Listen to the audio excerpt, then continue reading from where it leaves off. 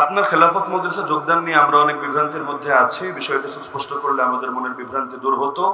খেলাফত মজলিস কি গণতন্ত্রের পক্ষে না বিপক্ষে? গণতন্ত্রের বিপক্ষে। গণতন্ত্র মানে হলো জনগণের শাসন, জনগণের সার্বভৌমত্ব। ইসলাম বিশ্বাস করে আল্লাহর শাসনে, গণতন্ত্র বিশ্বাস করে জনগণের শাসনে। জনগণ চাইছে তাই পতিতালয় খুলে দিয়েছে, জনগণ চেয়েছে মদের, জনগণ চেয়েছে বিড়ি সিগারেট বেচছে, জনগণ চেয়েছে যাত্রাপালা হচ্ছে, জনগণ চেয়েছে নাটক সিনেমা চলছে, জনগণ চেয়েছে তাই ছেলে মেয়ে একসাথে পড়ালেখা চলছে, জনগণ চেয়েছে তাই কত হারাম বাংলাদেশে হালাল করে রাখা হয়েছে। তার মানে এখানে জনগণ যা চাইবে সেটাই মূল কথা। আর ইসলামের কালিমাই হলো লা ইলাহা ইল্লাল্লাহ, আল্লাহ যা বলবেন সেটাই মূল কথা। আল্লাহ ছাড়া বিধান মান্য করার, ইবাদত করার, আনুগত্য করার উপযুক্ত দ্বিতীয় কেউ নাই, একমাত্র আল্লাহই মাবুদ, বাকি সব বাতিল, বাকি সব তাগুত। এটা ইসলামের কথা। তো গণতন্ত্রের পক্ষে বলার সুযোগ কোথায়? গণতন্ত্রের মূল মন্ত্রই হলো সকল ক্ষমতার মালিক জনগণ, আর ইসলামের মূল কথাই সকল ক্ষমতার মালিক আল্লাহ। তাহলে এই দলের কাজ কি? এই দলের মূল কাজ হলো গণ আন্দোলন, গণবিপ্লব সৃষ্টি করা। কিভাবে? এই দেশের মানুষকে ব্যাপকভাবে দাওয়াত দিয়ে দিয়ে, সব শ্রেণী পেশার মানুষ, সে আমলা হোক, সে বাহিনীর লোক হোক, সে স্বাভাবিক শিক্ষিত হোক, অশিক্ষিত হোক, বুড়া হোক, জুয়ান হোক, মাদ্রাসার হোক, জেনারেল হোক, দাওয়াত দিয়ে দিয়ে দিয়ে গণ আন্দোলন গড়ে তোলো। অধিকাংশ মানুষকে দিন কায়েম হওয়া দরকার, আল্লাহর জমিনে আল্লাহর দিন প্রতিষ্ঠা করা দরকার। এই লক্ষ্যে সবাইকে ঐক্যবদ্ধ করা দরকার। অধিকাংশ মানুষ যখন ঐক্যবদ্ধ হবে, এই যেমন এক আন্দোলন গেল কিছুদিন আগে, এরকম আন্দোলন হবে। যদি আন্দোলনে সহজেই ইসলাম কায়েম করতে রাজি হয়ে যায়, আলহামদুলিল্লাহ, ঝামেলা খতম। যদি ভেজালে যায়, প্রয়োজনে ভেজাল করা হবে, রক্ত দিয়ে হলেও আল্লাহর জমিন আল্লাহর দিনকে জিন্দা করা হবে। হ্যাঁ, এখন ঝামেলা হলো এই কাজ করতে গেলে অনেকে রেডি আছে জঙ্গি ট্যাগ লাগানোর জন্য। রেডি নাই, কারণ ইসলামের নাম বললেই তো ভাই জঙ্গি ট্যাগ ফ্রি।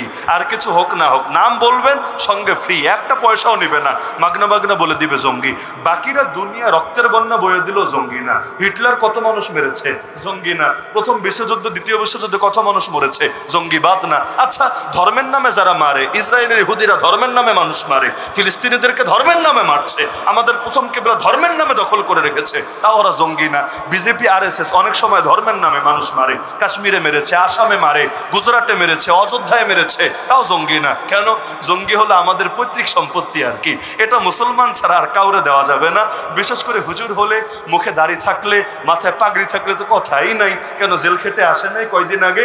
অধিকাংশ হুজুরের মামলা হলো সন্ত্রাস বিরোধী আইনে মামলা, আর সন্ত্রাস বিরোধী আইন মানে জঙ্গি মামলা আর কি, সহজ ভাষায়। যদি এখন খালাস দেওয়া হচ্ছে, কেন? প্রমাণ নাই, এভিডেন্স নাই, সাক্ষী নাই, কিছু নাই, কিন্তু জেল যা খাটার খেটেছে, জীবন থেকে মূল্যবান সম্পদ হারিয়ে গিয়েছে। তো কথা বললেই তো জঙ্গি ট্যাগ। তো জঙ্গি ট্যাগ এড়ানোর জন্য অনেক সময় কিছু কৌশলী কাজ করা লাগে, তবে করলেও এটা ক্লিয়ার রেখেই বলে যে না, এটা কিন্তু আমাদের মূল আদর্শ না, আমরা এর পক্ষে দালালিও করি না, সাফাইও গাই না। মূল আদর্শ সবসময় ক্লিয়ার রাখে, এবং কোনো অপব্যাখ্যা করেছে এমন নজির আলহামদুলিল্লাহ কেউ দেখাতে পারবে না। যেমন কেউ যদি গোয়েন্দা হয়, মুসলিম দেশের গোয়েন্দা কাফের দেশে গিয়েছে, সে কি দাড়ি রেখে ওখানে চাকরি করতে পারবে? সে কি মেয়েদের সাথে কথাবার্তা না বলে থাকতে পারবে? সম্ভব না। তাকে এই কাজগুলো করতে হবে। কেন? দাড়ি কাটা হালাল হয়ে গেল না? হালাল হয় নাই, হারাম হারামে ছিল। আপনিও তো ঘুষ দেন পাসপোর্ট করার জন্য, ওই পাসপোর্ট দিয়েই ভিসা লাগাইয়া হজে যান। এই ভাই, যারা হজ করেছেন কয়জন ঘুষ ছাড়া পাসপোর্ট করতে পেরেছেন বলেন? যারা গাড়ি চালান কয়জন ঘুষ ছাড়া লাইসেন্স করতে পেরেছেন বলেন? তো ঘুষ কি হালাল হয়ে গেল শরীয়তে? না, হালাল না, হারাম হারামে ছিল। কিন্তু অপারক বানিয়ে ফেলেছে, অপারক বানিয়ে ফেলেছে। তো দিনের কথা বললেই জঙ্গিটাকে একটা লাগাইয়া দেয়, কি এক মুশকিল। যার কারণে বাধ্য হয়ে কিছু কৌশলী পদক্ষেপ নেওয়া লাগে, যেগুলো মূল আদর্শ না। তারাও ক্লিয়ার রাখে যেটা মূল আদর্শ না, হ্যাঁ এটাও না করতে পারলে ভালো ছিল, কোনো সন্দেহ নাই। কিন্তু যখন বাধ্য করে, কিচ্ছু করার থাকে না। ইতিমধ্যে তো অধিকাংশ জেল খেটে এসেছে। তো মূলত তারা কি চায় কি না চায় আমার ধারণা ক্লিয়ার হয়েছে। হ্যাঁ, একটা বই আছে আহমদ আব্দুল কাদের সাহেবের, ইসলামী বিপ্লব পথ পদ্ধতি। তো খেলাফত মজলিস আসলে কিভাবে ইসলাম কায়েম করতে চায় এবং তাদের আদর্শ কি, লক্ষ্য কি, সব বইয়ে আছে। যে ভাই প্রশ্ন করেছেন, আমি আশা করি একটা বই পড়লে আপনার ক্লিয়ার হয়ে যাবে। ইসলামী বিপ্লব পথ ও পদ্ধতি, প্রকাশনা বিশ্বকল্যাণ পাবলিকেশনস, বাংলা বাজার। কিনে পড়ে ফেলেন। তারপর যদি কোনো যৌক্তিক দালিলিক আপত্তি থাকে, মনে হয় কোনো অপব্যাখ্যা আছে বা কোনো ইসলাম বিরোধী কথা আছে, অবশ্যই চ্যালেঞ্জ করবেন, সেটা গ্রহণ করে নিতে অল টাইম সবাই রেডি থাকবে ইনশাআল্লাহ।